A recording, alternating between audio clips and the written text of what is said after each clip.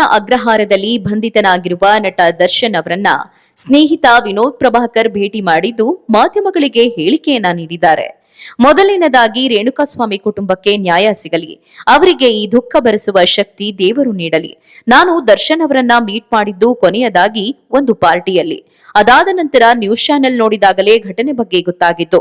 ಜೈಲಿನಲ್ಲಿ ಈಗ ಭೇಟಿಯಾದಾಗ ದರ್ಶನ್ ಅವರ ಬಳಿ ನಾನು ಏನು ಮಾತನಾಡಿಲ್ಲ. ಕೇವಲ ಒಳಹೋದ ತಕ್ಷಣ ಅವರನ್ನ ನೋಡಿ ಬಾಸ್ ಎಂದೆ. ಒಂದೇ ಸೆಕೆಂಡ್ ಶೇಕ್ ಹ್ಯಾಂಡ್ ಮಾಡಿ ಬಂದೆ. ಅವರು ಮೌನವಾಗಿದ್ರು. ನಾನು ಸಹ ಏನು ಮಾತನಾಡಲಿಲ್ಲ. ಟೈಗರ್ ಅಂದಾಗ ಬಾಸ್ ಅಂದ್ರೆ ಬೇರೇನು ಮಾತಾಡಿಲ್ಲ. ನನಗೂ ಗೊತ್ತಿಲ್ಲ, ಎಲ್ಲ ನಿಮ್ಮ ಒಂದು ಚಾನಲ್ಸ್ ಅಲ್ಲಿ ಏನು ಬರ್ತಿದೆಯೋ ಅದನ್ನೇ ನೋಡ್ತಿದ್ದೆ. ಪ್ರತಿಯೊಂದೂ ನಾವು ಅಲ್ಲಿ ಸ್ಟೇಷನ್ ಹತ್ರ ಟ್ರೈ ಮಾಡಿದೆ, ಅನ್ನಪೂರ್ಣೇಶ್ವರಿ ಸ್ಟೇಷನ್ ಹತ್ರ ಹೋಗೋಕ್ಕೆ ಟ್ರೈ ಮಾಡಿದೆ, ಮೀಟ್ ಮಾಡಬೇಕು ಅಂತ. ಅಲ್ಲೂ ಆಗಲಿಲ್ಲ. ಬಟ್ ಇಲ್ಲಿ ನನಗತ್ತು ಭೇಟಿ ಮಾಡ್ಕೊಂಡ್ಬಂದೆ. ಮೌನವಾಗಿದ್ದರು, ಸುಮ್ಮನೆ ವಿಶ್ ಮಾಡಿದೆ. ಅವರು ಸರಿ ಅಂದರು. ಒಂದೇ ಒಂದು ಸೆಕೆಂಡ್ ಅಷ್ಟೇ ಶೇಕ್ ಹ್ಯಾಂಡ್ ಮಾಡಿದೆ, ಬಂದೆ. ನಾನು ಏನೂ ಮಾತಾಡಿಲ್ಲ, ಅವರು ಮಾತಾಡಿಲ್ಲ. ನಾನು ಸುಮ್ಮನೆ ಟೈಗರ್ ಅಂದರು, ಬಾಸ್ ಅಂದೆ ಅಷ್ಟೇ. ಇನ್ನು ನನ್ನ ಬಗ್ಗೆ ಸಾಕಷ್ಟು ಕಡೆ ಈ ಘಟನೆ ಬಗ್ಗೆ ಪೋಸ್ಟ್ ಸಹ ಹಾಕಿಲ್ಲ, ಎಲ್ಲಿಯೂ ಕೂಡ ಪ್ರತಿಕ್ರಿಯೆ ಕೊಟ್ಟಿಲ್ಲವೆಂಬ ಕಾಮೆಂಟ್, ಸುದ್ದಿಗಳನ್ನ ನೋಡಿದ್ದೇನೆ. ನಾನು ಪೋಸ್ಟ್ ಹಾಕಿ ಸಮಸ್ಯೆ ಬಗೆಹರಿಯುತ್ತದೆ ಅಂದ್ರೆ 1 ಲಕ್ಷ ಪೋಸ್ಟ್ ಬೇಕಾದ್ರೂ ಹಾಕ್ತಿದ್ದೆ. ಆದ್ರೆ ಪ್ರಕರಣ ಗಂಭೀರವಾಗಿದೆ. ಪೊಲೀಸರಿಂದ ತನಿಖೆ ನಡೀತಿದೆ. ಘಟನೆಯ ಪೂರ್ಣ ವಿಚಾರ ತಿಳಿಯದೆ ಮಾತನಾಡಬಾರದೆಂದು ಸುಮ್ಮನಿದ್ದೆ. ರೇಣುಕಾಸ್ವಾಮಿ ಕುಟುಂಬ, ದರ್ಶನ್ ಕುಟುಂಬಕ್ಕೆ ಎಷ್ಟು ದುಃಖವಿದೆಯೋ ಅದಕ್ಕಿಂತ ಡಬಲ್ ನಮಗೂ ಬೇಜಾರಿದೆ. ತನಿಖೆ ನಡೆಯುತ್ತಿದ್ದು ನಾವು ಸಹ ಏನು ಹೆಚ್ಚಾಗಿ ಮಾತನಾಡಲು ಸಾಧ್ಯವಿಲ್ಲ. ನಿರಪರಾಧಿಗೆ ಶಿಕ್ಷೆ ಆಗಬಾರದು ಎಂದು ನನ್ನ ತಂದೆ ಹೇಳುತ್ತಿದ್ರು. ಎಲ್ಲರಿಗೂ ಸಹ ಒಳ್ಳೆಯದಾಗಲಿ ಎಂದು ದೇವರನ್ನ ಕೇಳಿಕೊಳ್ಳುತ್ತೇನೆ ಎಂದರು. ಪ್ರತಿಪಕ್ಷಗಳ ತೀವ್ರ ಆಕ್ಷೇಪದ ನಡುವೆ 18ನೇ ಲೋಕಸಭೆಯ ಮೊದಲ ಅಧಿವೇಶನಕ್ಕೂ ಮುನ್ನ ಬಿಜೆಪಿ ಸಂಸದ ಭರ್ತೃಹರಿ ಮಹತಾಬ್ ಸೋಮವಾರ ಲೋಕಸಭೆ ಹಂಗಾಮಿ ಸ್ಪೀಕರ್ ಆಗಿ ಪ್ರಮಾಣ ವಚನ ಸ್ವೀಕರಿಸಿದರು. ಇದನ್ನು ಖಂಡಿಸಿ ಕಾಂಗ್ರೆಸ್ ಸಂಸದೀಯ ಪಕ್ಷದ ಅಧ್ಯಕ್ಷೆ ಸೋನಿಯಾ ಗಾಂಧಿ, ಕಾಂಗ್ರೆಸ್ ನಾಯಕ ರಾಹುಲ್ ಗಾಂಧಿ ಮತ್ತು ಇಂಡಿಯಾ ಬ್ಲಾಕ್ ನಾಯಕರು ಸಂಸತ್ತಿನ ಗಾಂಧಿ ಪ್ರತಿಮೆ ಎದುರು ಸಂವಿಧಾನ ಪ್ರತಿಗಳನ್ನ ಹಿಡಿದುಕೊಂಡು ಪ್ರತಿಭಟನೆ ನಡೆಸುತ್ತಿದ್ದಾರೆ. ಲೋಕಸಭೆಯ ಹಂಗಾಮಿ ಸ್ಪೀಕರ್ ಆಗಿ ಭರ್ತೃಹರಿ ಮಹತಾಬ್ ಆಯ್ಕೆಗೆ ವಿಪಕ್ಷಗಳಿಂದ ಆಕ್ರೋಶ ವ್ಯಕ್ತವಾಗಿದೆ. ಸದನ ತೊರೆದ ವಿಪಕ್ಷ ನಾಯಕರು ಸ್ಪೀಕರ್ ಆಯ್ಕೆಯಲ್ಲಿ ನಿಯಮ ಉಲ್ಲಂಘನೆಯಾಗಿದೆ ಎಂದು ಆರೋಪಿಸಿ ದೆಹಲಿಯ ಗಾಂಧಿ ಪ್ರತಿಮೆ ಎದುರು ಸಂವಿಧಾನದ ಪ್ರತಿ ಹಿಡಿದು ಪ್ರತಿಭಟನೆ ನಡೆಸುತ್ತಿದ್ದಾರೆ. 8 ಬಾರಿ ಸಂಸದರಾಗಿ ಆಯ್ಕೆಯಾದ ಕಾಂಗ್ರೆಸ್ನ ಹಿರಿಯ ಸದಸ್ಯ ದಲಿತ ನಾಯಕ ಕೆ ಸುರೇಶ್ ಅವರನ್ನ ಬಿಟ್ಟು 7 ಬಾರಿ ಸಂಸದರಾಗಿ ಆಯ್ಕೆಯಾದ ಮಹತಾಬ್ ಅವರನ್ನ ಹಂಗಾಮಿ ಸ್ಪೀಕರ್ ಆಗಿ ನೇಮಿಸಲಾಗಿದೆ ಎಂದು ವಿರೋಧ ಪಕ್ಷಗಳು ಎನ್ಡಿಎ ಸರ್ಕಾರದ ವಿರುದ್ಧ ಅಸಮಾಧಾನ ಹೊರಹಾಕಿದ್ವು. ಕೆ ಸುರೇಶ್ ಹಿರಿಯರು 8 ಬಾರಿ ಸಂಸದರಾಗಿ ಆಯ್ಕೆಯಾಗಿದ್ದಾರೆ. ಇವರು ಹಂಗಾಮಿ ಸ್ಪೀಕರ್ ಆಗಬೇಕಿತ್ತು, ಆದ್ರೆ ಅವರನ್ನ ಕಡೆಗಣಿಸಲಾಗಿದೆ. ಸಂಸದೀಯ ವ್ಯವಹಾರಗಳ ಸಚಿವರು ತೆಗೆದುಕೊಂಡಿರುವ ನಿರ್ಧಾರ ಅತ್ಯಂತ ದುರಾದೃಷ್ಟಕರ. ಯಾವುದೇ ಸಮಾಲೋಚನೆ ನಡೆಸದೆ ದುರಹಂಕಾರಿ ವರ್ತನೆ ಅನುಸರಿಸುತ್ತಿದ್ದಾರೆ. ಇದು ಅತ್ಯಂತ ದುರಾದೃಷ್ಟಕರ ಎಂದು ಕಾಂಗ್ರೆಸ್ ಸಂಸದರಾದ ಮಾಣಿಕಂ ಟ್ಯಾಗೋರ್, ಗೌರವ್ ಗೊಗೊಯ್, ಟಿಎಂಸಿ ಸಂಸದ ಕಲ್ಯಾಣ್ ಬ್ಯಾನರ್ಜಿ ಸೇರಿದಂತೆ ಹಲವರು ಎನ್ಡಿಎ ಸರ್ಕಾರದ ವಿರುದ್ಧ ಆಕ್ರೋಶ ಹೊರಹಾಕಿದ್ರು.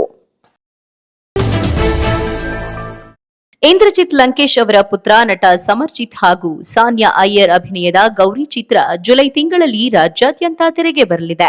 ಬೆಂಗಳೂರಿನ ಖಾಸಗಿ ಹೋಟೆಲ್ನಲ್ಲಿ ಆಯೋಜಿಸಲಾಗಿದ್ದ ಫ್ಯಾಷನ್ ಶೋನಲ್ಲಿ ಗೌರಿ ಚಿತ್ರದ ನಾಯಕ ನಟ ಸಮರ್ಜಿತ್ ಲಂಕೇಶ್ ಹಾಗೂ ಕಾಟೇರ ಚಿತ್ರದ ನಾಯಕಿ ಆರಾಧನಾ ಕಾಣಿಸಿಕೊಂಡ್ರು. ರ್ಯಾಂಪ್ ವಾಕ್ ಮಾಡುವ ಮೂಲಕ ನೆರೆದಿದ್ದ ಸಾವಿರಾರು ಮಂದಿ ಪ್ರೇಕ್ಷಕರ ಗಮನ ಸೆಳೆದ್ರು. ಇಂದ್ರಜಿತ್ ಲಂಕೇಶ್ ನಿರ್ದೇಶನದ ಸಮರ್ಜಿತ್ ಲಂಕೇಶ್ ನಾಯಕರಾಗಿ ಮತ್ತು ಸಾನ್ಯಾ ಅಯ್ಯರ್ ನಾಯಕಿಯಾಗಿ ನಟಿಸಿರುವ ಬಹು ನಿರೀಕ್ಷೆಯ ಗೌರಿ ಚಿತ್ರ ಸದ್ಯದಲ್ಲೇ ನಿಮ್ಮ ನೆಚ್ಚಿನ ಚಿತ್ರಮಂದಿರಗಳಲ್ಲಿ ತೆರೆ ಕಾಣಲಿದೆ. ಅಕ್ಕನ ನೆನಪಿಗಾಗಿ ಚಿತ್ರಕ್ಕೆ ಗೌರಿ ಎಂದು ಹೆಸರಿಡಲಾಗಿದೆ. ಈ ಚಿತ್ರ ಯುವಕರಿಗೆ ಪ್ರೇರಣೆಯಾಗಲಿದೆ. ಇದು ನೈಜ ಜೀವನದ ಘಟನೆಯನ್ನ ಆಧರಿಸಿದ್ದು ಉತ್ತಮ ಸಂದೇಶವನ್ನು ಹರಡುತ್ತೆ. ಕಥೆ ನಮ್ಮ ರಾಜ್ಯಕ್ಕೆ ಸೇರಿದ್ದು. ರಾಷ್ಟ್ರಾದ್ಯಂತ ಜನರು ಇದನ್ನ ಇಷ್ಟಪಡುತ್ತಾರೆ ಎನ್ನುವುದು ಇಂದ್ರಜಿತ್ ಲಂಕೇಶ್ ರವರ ಭಾವನೆ. ಪುತ್ರ ಸಮರ್ಜಿತ್ ಲಂಕೇಶ್ ಮತ್ತು ಕಿರುತೆರೆ ನಟಿ ಸಾನ್ಯಾ ಅಯ್ಯರ್ ಸೇರಿದಂತೆ ಅನೇಕ ಹೊಸ ಕಲಾವಿದರು ಈ ಚಿತ್ರದಲ್ಲಿ ನಟಿಸಿದ್ದಾರೆ. ಗೌರಿ ಒಂದು ಪಾತ್ರವಾಗಿದ್ದು ನೈಜ ಘಟನೆಯನ್ನು ಆಧರಿಸಿ ಚಿತ್ರವನ್ನು ಮಾಡಲಾಗಿದೆ. ಪ್ರಿಯಾಂಕಾ ಉಪೇಂದ್ರ, ಸಿಹಿಖಿ ಚಂದ್ರು, ಮುಖ್ಯಮಂತ್ರಿ ಚಂದ್ರು, ಅಕುಲ್ ಬಾಲಾಜಿ ಸೇರಿದಂತೆ ಹಿಂದಿನ ಮತ್ತು ಇಂದಿನ ಅನೇಕ ಕಲಾವಿದರು ನಟಿಸಿದ್ದಾರೆ.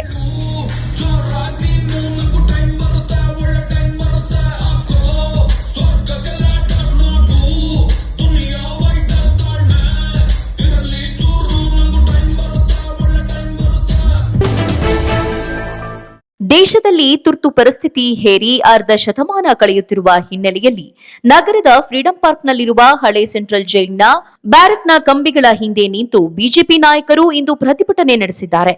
ಅಂದಿನ ಜೈಲು ವಾಸವನ್ನು ಅದೇ ಜಾಗದಲ್ಲಿ ನಿಂತು ಮೆಲುಕು ಹಾಕಿ ಸರ್ವಾಧಿಕಾರಿ ಧೋರಣೆಯನ್ನ ಖಂಡಿಸಿದ್ರು. ಕಾಂಗ್ರೆಸ್ ವಿರುದ್ಧ ಘೋಷಣೆಗಳನ್ನ ಮೊಳಗಿಸಿದ್ರು.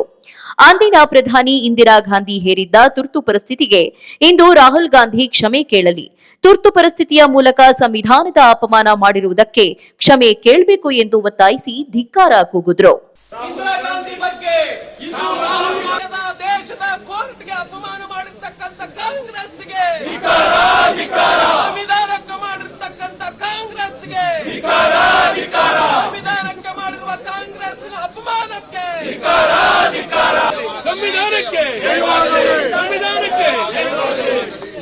ಆರ್ ಅಶೋಕ್ ಮಾತನಾಡಿ, ಸಂವಿಧಾನವನ್ನ ಮೂಲೆಗೆ ತಳ್ಳಿ ಸರ್ವಾಧಿಕಾರಿ ಪ್ರವೃತ್ತಿ ತೋರಿದವರು ಇಂದಿರಾ ಗಾಂಧಿ. ತುರ್ತು ಪರಿಸ್ಥಿತಿ ಹೇರಿ ನ್ಯಾಯಾಂಗ, ಪತ್ರಿಕಾ ರಂಗವನ್ನ ಅವರು ಹತ್ತಿಕ್ಕಿದ್ರು. ಘಟಾನುಘಟಿ ನಾಯಕರನ್ನ ಜೈಲಿಗೆ ಹಾಕಲಾಯಿತು. ಆ ಸಂದರ್ಭದಲ್ಲಿ ನಾನು ಜೈಲಿಗೆ ಹೋಗಿದ್ದೆ. ನನ್ನೊಂದಿಗೆ ಸುರೇಶ್ ಕುಮಾರ್ ಅವರನ್ನು ಬಂಧಿಸಲಾಗಿತ್ತು. 1 ತಿಂಗಳು ಜೈಲಿನಲ್ಲಿದ್ದೆ. ಚಿತ್ರಹಿಂಸೆ ಕೊಟ್ರು. ಮಲಗೋಕೆ ಸಿಮೆಂಟ್ ಕಟ್ಟೆ ಕೆಳಗೆ ನನಗೆ ಜಾಗ ಸಿಕ್ಕಿತ್ತು. ಸರಿಯಾಗಿ ಊಟವೂ ಕೊಡ್ತಿರ್ಲಿಲ್ಲ. ಇಷ್ಟು ಕಿರುಕುಳ ಕೊಟ್ಟ ಕಾಂಗ್ರೆಸ್ ಇವತ್ತು ರಾಜ್ಯದಲ್ಲಿ ಅಧಿಕಾರದಲ್ಲಿದೆ. ಯಾವ ಮುಖ ಇಟ್ಕೊಂಡು ಇವರು ಮತ ಕೇಳ್ತಾರೆ ಎಂದು ಆಗ್ರಹಿಸಿದ್ರು. ವಿಧಾನಸಭೆ ಪ್ರತಿಪಕ್ಷ ನಾಯಕ ಆರ್ ಅಶೋಕ್, ಶಾಸಕ ಡಾಕ್ಟರ್ ಸಿಎನ್ ಅಶ್ವಥ್ ನಾರಾಯಣ್, ಪಕ್ಷದ ರಾಜ್ಯ ಪ್ರಧಾನ ಕಾರ್ಯದರ್ಶಿ ರಾಜೀವ್, ಪರಿಷತ್ ಸದಸ್ಯರಾದ ರವಿಕುಮಾರ್, ಛಲವಾದಿ ನಾರಾಯಣಸ್ವಾಮಿ ಕಾರ್ಯಕರ್ತರು ಭಾಗಿಯಾಗಿದ್ರು.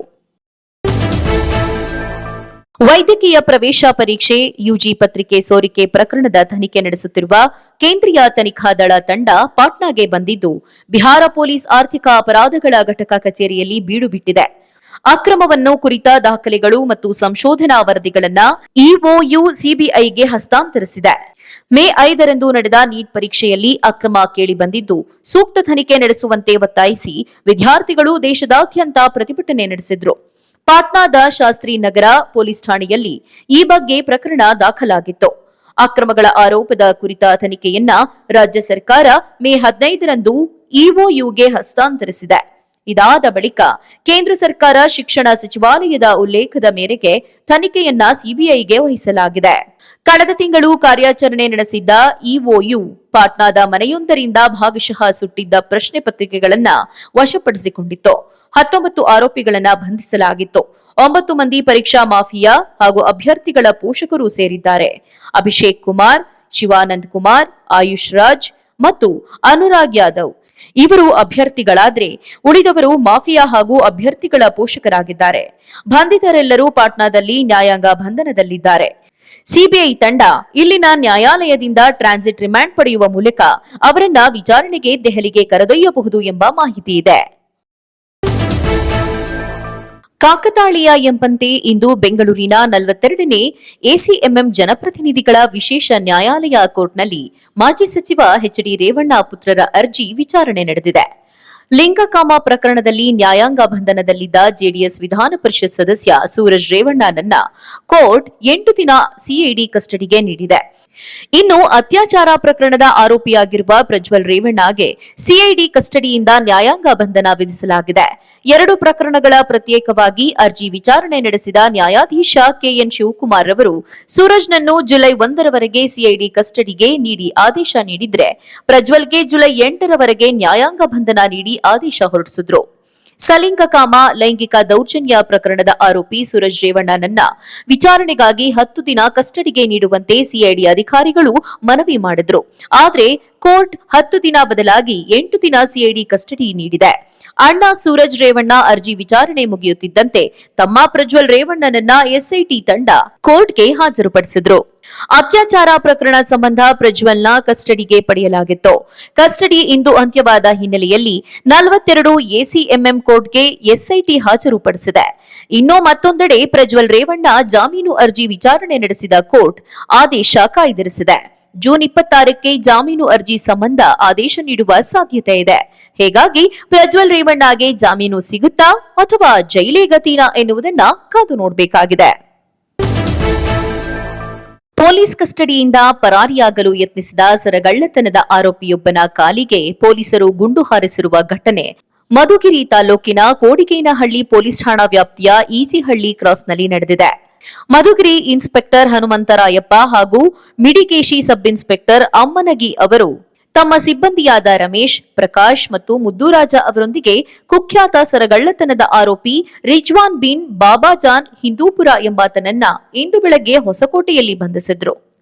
ಆತನನ್ನು ಮಧುಗಿರಿಗೆ ಕರೆದುಕೊಂಡು ಬರುತ್ತಿರುವಾಗ ಕೋಡಿಗೇನಹಳ್ಳಿ ಪೊಲೀಸ್ ಠಾಣಾ ವ್ಯಾಪ್ತಿಯ ಈಜಿಹಳ್ಳಿ ಕ್ರಾಸ್ನಲ್ಲಿ ಬಹಿರ್ದೆಸೆಗೆಂದು ನಿಲ್ಲಿಸಿದಾಗ ಆರೋಪಿಯು ಇದ್ದಕ್ಕಿದ್ದಂತೆ ಸ್ಥಳದಲ್ಲಿ ಬಿದ್ದಿದ್ದ ಬಿಯರ್ ಬಾಟಲ್ನ ಗಾಜಿನ ಚೂರು ತೆಗೆದುಕೊಂಡು ಅಲ್ಲಿಯೇ ಇದ್ದ ರಮೇಶ್ ಎಂಬ ಪೊಲೀಸ್ ಸಿಬ್ಬಂದಿ ಮೇಲೆ ಎಸೆದಿದ್ದಾನೆ. ಇದರಿಂದ ರಮೇಶ್ ಗಾಯಗೊಂಡಿದ್ದನ್ನು ಕಂಡ ಇನ್ಸ್ಪೆಕ್ಟರ್ ಹನುಮಂತರಾಯಪ್ಪ ತಮ್ಮ ರಿವಾಲ್ವರ್ನಿಂದ ಆರೋಪಿಯ ಬಲಗಾಲಿಗೆ ಗುಂಡು ಹೊಡೆದಿದ್ದಾರೆ. ಅಲ್ಲದೆ ಮುಂದೆ ನಡೆಯಬಹುದಾದಂತಹ ಅನಾಹುತವನ್ನ ತಪ್ಪಿಸಿದ್ದಾರೆ. ನಂತರ ಆರೋಪಿಯನ್ನು ಹೆಚ್ಚಿನ ಚಿಕಿತ್ಸೆಗಾಗಿ ತುಮಕೂರು ಜಿಲ್ಲಾ ಸರ್ಕಾರಿ ಆಸ್ಪತ್ರೆಗೆ ದಾಖಲಿಸಿದ್ದಾರೆ. ಸೌರಶಕ್ತಿ ಆಧಾರಿತ ಕೃಷಿ ಪಂಪ್ಸೆಟ್ ಅಳವಡಿಕೆಗೆ ರಾಜ್ಯದ ರೈತರು ಹೆಚ್ಚಿನ ಉತ್ಸಾಹ ತೋರುತ್ತಿದ್ದಾರೆ. ಕರ್ನಾಟಕ ನವೀಕರಿಸಬಹುದಾದ ಇಂಧನ ಅಭಿವೃದ್ಧಿ ನಿಗಮ ನಿಯಮಿತ ಅನುಷ್ಠಾನ ಮಾಡುತ್ತಿದ್ದು, ಈ ಯೋಜನೆಯ ಪ್ರಯೋಜನ ಹೆಚ್ಚು ರೈತರು ಪಡೆದುಕೊಳ್ಳಲೆಂದು ರಾಜ್ಯ ಸರ್ಕಾರ ತನ್ನ ಪಾಲಿನ ಸಹಾಯಧನವನ್ನ ಶೇಕಡಾ 30ರಿಂದ ಶೇಕಡಾ 50ಕ್ಕೆ ಏರಿಕೆ ಮಾಡಿದೆ. ವಿದ್ಯುತ್ ಜಾಲದಿಂದ 500 ಮೀಟರ್ ಆಚೆ ಇರುವ ರೈತ ಫಲಾನುಭವಿಗಳಿಗೆ ಮೊದಲ ಆದ್ಯತೆಯನ್ನ ನೀಡಿದೆ. ಕುಸುಂಬಿ ಯೋಜನೆಯಡಿ ಸೌರ ಪಂಪ್ ಸೆಟ್ ಬಳಕೆಗೆ ರಾಜ್ಯ ಸರ್ಕಾರ ಹೆಚ್ಚು ಒತ್ತು ನೀಡುತ್ತಿದೆ. ನೀರಾವರಿಗೆ ಸಾಂಪ್ರದಾಯಿಕ ವಿದ್ಯುತ್ ಅವಲಂಬನೆ ಕಡಿಮೆ ಮಾಡಿ ಸೌರಶಕ್ತಿಯ ಬಳಕೆ ಮೂಲಕ ರೈತರು ಸ್ವಾವಲಂಬನೆ ಸಾಧಿಸಬೇಕು ಎಂಬ ನಿಟ್ಟಿನಲ್ಲಿ ರಾಜ್ಯ ಸರ್ಕಾರ ಈ ಯೋಜನೆಯನ್ನ ನೀಡಿದೆ. 3 HP ಸರ್ಫೇಸ್ಗೆ ಸೌರ ಪಂಪ್ ಸೆಟ್ ದರ 2,04,760 ರೂಪಾಯಿ. ರಾಜ್ಯದ ಸಬ್ಸಿಡಿ 1,02,380 ರೂಪಾಯಿ. ಕೇಂದ್ರದ ಸಬ್ಸಿಡಿ 57,157 ರೂಪಾಯಿ ಹಾಗೂ ರೈತರ ಅವಂತಿಕೆ 45,223 ಆಗಿರುತ್ತೆ. 5 HP ಸಬ್ಮರ್ಸಿಬಲ್ಗೆ ಸೌರ ಪಂಪ್ ಸೆಟ್ ದರ 2,98,384 ರೂಪಾಯಿ. ರಾಜ್ಯದ ಸಬ್ಸಿಡಿ 1,49,192 ರೂಪಾಯಿ. ಕೇಂದ್ರದ ಸಬ್ಸಿಡಿ 89,050 ರೂಪಾಯಿ ಹಾಗೂ ರೈತರ ವಂತಿಕೆ 61,142 ಆಗಿದ್ದು, 7.5 HP ಸಬ್ಮರ್ಸಿಬಲ್ ಸೌರ ಪಂಪ್ ಸೆಟ್ ದರ 4,09,680 ರೂಪಾಯಿ. ರಾಜ್ಯದ ಸಬ್ಸಿಡಿ 2,04,840 ರೂಪಾಯಿ.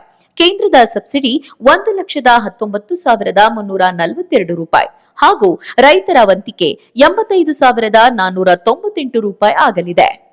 ಇನ್ನು 10 HP ಸಬ್ಮರ್ಸಿಬಲ್ ಸೌರ ಪಂಪ್ ಸೆಟ್ ದರ 5,14,279. ರಾಜ್ಯದ ಸಬ್ಸಿಡಿ ದರ 2,04,840 ರೂಪಾಯಿ. ಕೇಂದ್ರದ ಸಬ್ಸಿಡಿ 1,19,342 ಹಾಗೂ ರೈತರ ವಂತಿಕೆ 1,90,097 ರೂಪಾಯಿ ಹೆಚ್ಚಳವಾಗಿದೆ. ಹೆಚ್ಚುವರಿ ಡಿಸಿಎಂ ಮಾಡುವುದರಿಂದಲೇ ಎಲ್ಲ ಆಗುತ್ತೆ ಅನ್ನೋದಾದ್ರೆ ಮುಖ್ಯಮಂತ್ರಿಯನ್ನ ಮಾತ್ರ ಬಿಟ್ಟು ಇಡೀ ಕ್ಯಾಬಿನೆಟ್ ಡಿಸಿಎಂ ಆಗಲಿ ಅಂದ್ರೆ ಆಗತ್ತಾ ಎಂದು ಸಚಿವ ಪ್ರಿಯಾಂಕ ಖರ್ಗೆ ಪ್ರಶ್ನಿಸಿದ್ರು. ವಿಧಾನಸೌಧದಲ್ಲಿ ಇಂದು ಮಾಧ್ಯಮದವರೊಂದಿಗೆ ಮಾತನಾಡಿದ ಅವರು 3 ಡಿಸಿಎಂ ಹುದ್ದೆ ಸೃಷ್ಟಿ ಬಗ್ಗೆ ಸಚಿವ ರಾಜಣ್ಣ ಹೇಳಿಕೆ ವಿಚಾರವಾಗಿ ಪ್ರತಿಕ್ರಿಯಿಸಿದ್ರು. ಅದು ಅವರ ವೈಯಕ್ತಿಕ ವಿಚಾರ. ಎಲ್ಲರಿಗೂ ಕೇಳೋಕೆ ಹಕ್ಕಿದೆ. ಹೈಕಮಾಂಡ್ ಬಳಿ ಹೋಗಿ ಕೇಳಲಿ. ಯಾರು ಬೇಡ ಅಂದಿಲ್ಲ ಅಂದ್ರು. ಡಿಸಿಎಂ ಮಾಡುವುದರಿಂದಲೇ ಎಲ್ಲ ಆಗುತ್ತೆ ಅನ್ನೋದಾದ್ರೆ ಸಿಎಂನ ಮಾತ್ರ ಬಿಟ್ಟು ಇಡೀ ಕ್ಯಾಬಿನೆಟ್ ಡಿಸಿಎಂ ಆಗಲಿ ಅಂದ್ರೆ ಆಗತ್ತಾ? ನಮ್ಮ ಕೆಲಸ ಏನು? ಲೋಕಸಭೆ ಚುನಾವಣೆಯಲ್ಲಿ ನಿರೀಕ್ಷೆ ತಕ್ಕಂತೆ ಸೀಟುಗಳು ಬಂದಿಲ್ಲ. 4-5 ಸ್ಥಾನ ಕಡಿಮೆ ಬಂದಿವೆ. ಸಿಎಂ ಹುದ್ದೇನೂ ಕೇಳಿ ಯಾರ್ ಬೇಡ ಅಂದ್ರು? ಮಾಧ್ಯಮದ ಬಳಿ ಹೇಳಿದ್ರೆ ಆಗತ್ತಾ ಎಂದು ಅಸಮಾಧಾನ ಹೊರಹಾಕಿದ್ರು. ಯಾರಿಗೂ ಎಲ್ಲರಿಗೂ ಕೂಡ ಹಕ್ಕಿದೆ ಕೇಳೋದು. ಹೋಗಿ ಅಲ್ಲಿ ಹೈಕಮಾಂಡ್ ಹತ್ರ ಕೇಳಬಾರ್ದಂತ ಯಾರ್ದು ಇಲ್ಲ. ಆದರೆ DCM ಮಾಡೋದ್ರಿಂದಾನೇ ಎಲ್ಲನೂ ಆಗುತ್ತೆ ಅಂದಿದ್ರೆ ಮತ್ತೆ CM ಒಬ್ರು ಇರಲಿ, ಇಡೀ ಕ್ಯಾಬಿನೆಟ್ DCM ಆಗಿಬಿಡ್ಲಿ, ಆಗುತ್ತಾ? ಆಮೇಲೆ DCM ಮಾಡೋದ್ರಿಂದ ಸಮುದಾಯಗಳು ಓಲೈಕೆ ಆಗುತ್ತೆ ಅಥವಾ ನಮ್ಮ ಜಿಲ್ಲೆ ಒಂದು ಸೈಡ್ ಆಗುತ್ತೆ ಅಂದಿದ್ರೆ ಮತ್ತೆ ಎಲ್ಲರೂ ಇದೇ ರಣತಂತ್ರ ಯೂಸ್ ಮಾಡ್ತಾ ಇದ್ರಲ್ಲ. ನಮ್ಮ ಕೆಲಸ ಏನು ಸರ್? ಈಗ ಮೊನ್ನೆ ಚುನಾವಣೆ ಆಗಿದೆ, ನಮ್ಗೆ ಒಂದು 4-5 ಸೀಟ್ ಕಮ್ಮಿ ಬಂದಿದೆ. ಅದ್ರ ಬಗ್ಗೆ ಆತ್ಮಾವಲೋಕನ ಮಾಡ್ಕೋಬೇಕು. ನಾವು ಮಂತ್ರಿಗಳಾಗಿ ನಾವು ಕರೆಕ್ಟಾಗಿ ನಾವು ಮಾಡಿದೀವಾ ಇಲ್ಲ, ಪಕ್ಷದ ಕಾರ್ಯಕರ್ತರಿಗೆ ನಾವು ಅಧಿಕಾರ ಕೊಟ್ಟಿದೀವಾ ಇಲ್ಲ. ಕರ್ನಾಟಕದಲ್ಲಿ ನೀಟ್ ಪರೀಕ್ಷೆ ವಿಚಾರವಾಗಿ ಯಾವ ನಿರ್ಧಾರ ಕೈಗೊಳ್ತೀರಿ ಎಂಬ ಬಗ್ಗೆ ಪ್ರತಿಕ್ರಿಯಿಸುತ್ತಾ ಶರಣ್ ಪ್ರಕಾಶ್ ಪಾಟೀಲ್ ಸಿಎಂ ಡಿಸಿಎಂ ಚರ್ಚೆ ಮಾಡಿದ್ದಾರೆ. 25 ಲಕ್ಷ ಯುವಕರ ಭವಿಷ್ಯ ಹಾಳು ಮಾಡಿದ್ದಾರೆ, ಅದನ್ನ ಮುಚ್ಚಿ ಹಾಕೋಕೆ ಮುಂದಾಗ್ತಿದ್ದಾರೆ ಅಷ್ಟೇ. ಅಶ್ವಥ್ ನಾರಾಯಣ್, ವಿಜಯೇಂದ್ರ, ಆರ್ ಅಶೋಕ್ ಯಾಕೆ ಮಾತಾಡ್ತಿಲ್ಲ? ಅಪ್ರಸ್ತುತ ವಿಚಾರಗಳ ಚರ್ಚೆಯಿಂದ ಯಾರ ಬದುಕಾದ್ರೂ ಹಸನಾಗತ್ತಾ? ಪಾರ್ಲಿಮೆಂಟ್ ನಲ್ಲಿ ಈ ವಿಚಾರ ಬರುತ್ತೆ ನೋಡೋಣ ಅಂತ ಹೇಳಿದ್ರು.